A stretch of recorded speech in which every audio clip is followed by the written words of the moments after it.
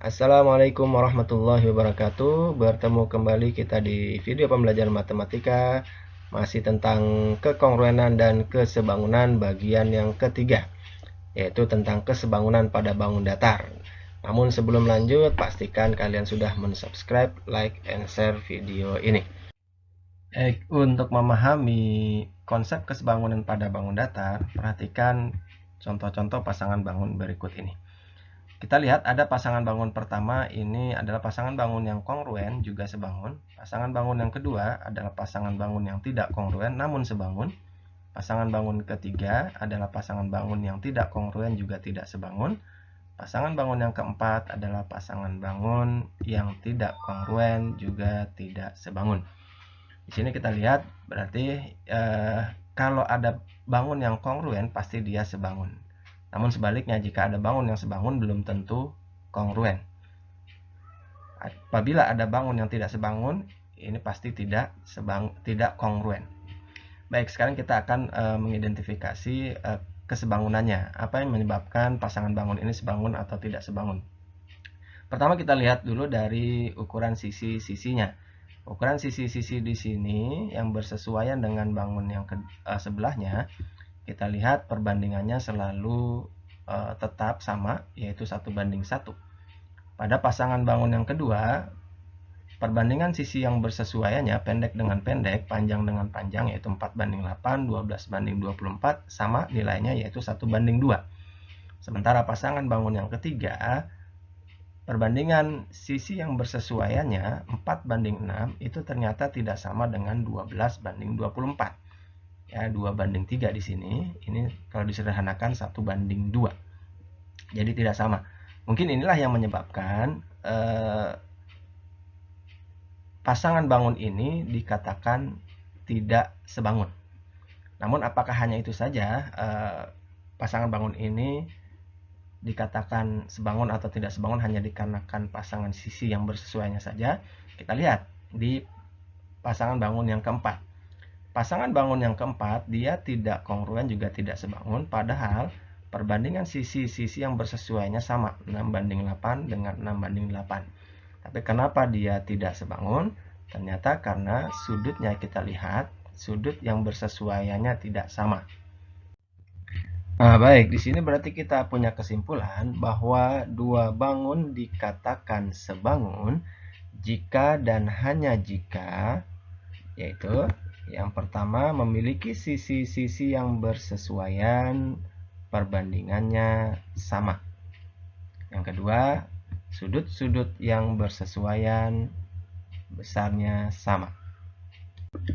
Baik, sekarang kita akan mencoba mengidentifikasi dua buah bangun sebangun atau tidak. Baik, perhatikan, kita punya dua bangun segi 4 ABC dan PQRS. Apakah kedua bangun berikut ini sebangun? Untuk mengidentifikasi dua bangun berikut ini sebangun atau tidak, maka kita harus membuktikan. Yang pertama, apakah kedua bangun ini memiliki pasangan sisi yang bersesuaian, perbandingannya sama atau tidak. Yang kedua, apakah sudut-sudut yang bersesuaian pada kedua bangun ini besarnya sama atau tidak. Baik, kita akan coba buktikan. Yang pertama, yaitu kita coba mengukur panjang sisi-sisi setiap dua bangun yang ada ini.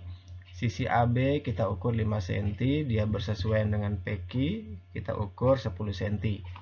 Maka perbandingan antara AB dan PQ adalah 1:2. Kemudian kita ukur panjang BC, di sini panjang BC 3 cm dan panjang QR sebagai sisi yang bersesuaian dengan BC, kita ukur panjangnya 6 cm. Maka perbandingan antara BC dan QR adalah 3:6, yaitu 1:2. CD setelah diukur panjangnya 4,4 cm, RS sisi yang bersesuaiannya kita ukur 8,8 cm. Berarti perbandingan keduanya adalah 4,4 banding 8,8, yaitu 1:2.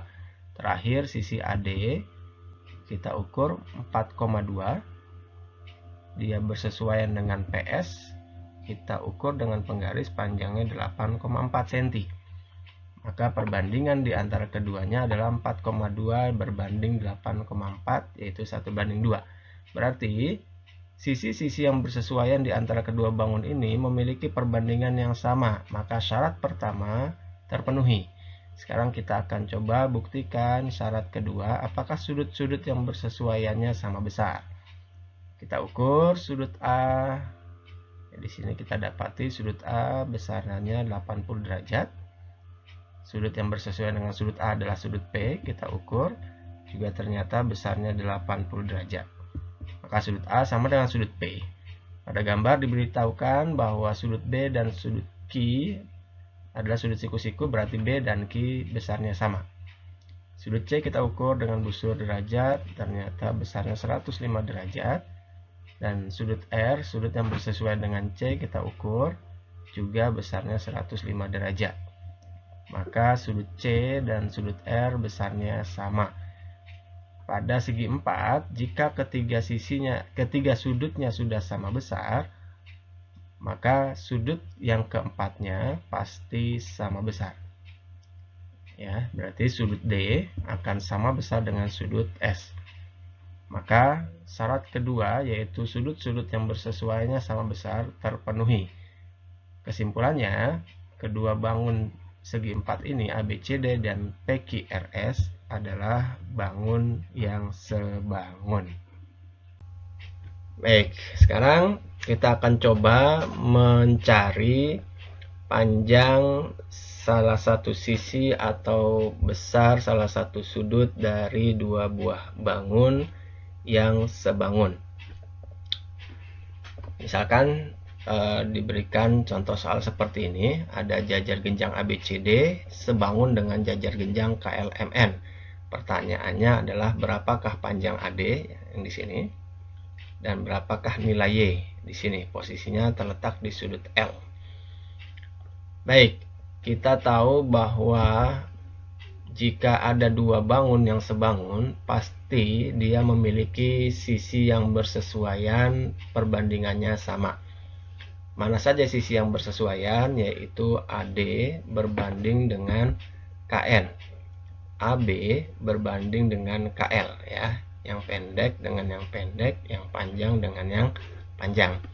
Sementara ini bisa kita selesaikan perhitungan ini dengan mensubstitusi nilai-nilai yang sudah diberikan pada soal. AD masih belum diketahui, KN 6, AB 6, KL 9. Maka AD sama dengan 6 kali 6 dibagi 9, yaitu 36/9 sama dengan 4 cm. Oke, terjawab soal yang pertama 4 cm untuk panjang AD. Sekarang kita akan cari nilai dari Y.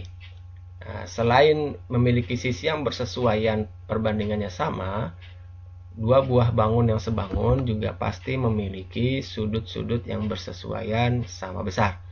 Mana saja sudut yang bersesuaian itu, yaitu sudut A dengan sudut K, pasti dia sama besar.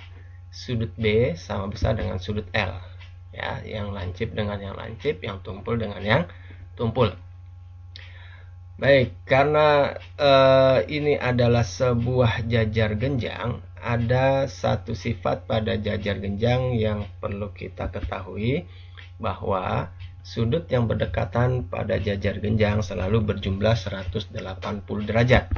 Maka dari sini kita dapatkan bahwa besar sudut K jika ditambah besar sudut L, pasti nilainya sama dengan 180 derajat. Sementara dari hubungan kesebangunan ini, kita dapati sudut K nilainya sama dengan sudut A, yaitu 60 derajat. Sudut L diketahui dalam soal adalah 3Y min 15 derajat. Maka 60 ditambah 3Y min 15 sama dengan 180 derajat. Berarti 3Y sama dengan 180 dikurang 60 tambah 15, yaitu 3Y sama dengan 135. Maka Y sama dengan 135 dibagi 3 sama dengan 45 derajat. Jadi nilai Y adalah 45 derajat.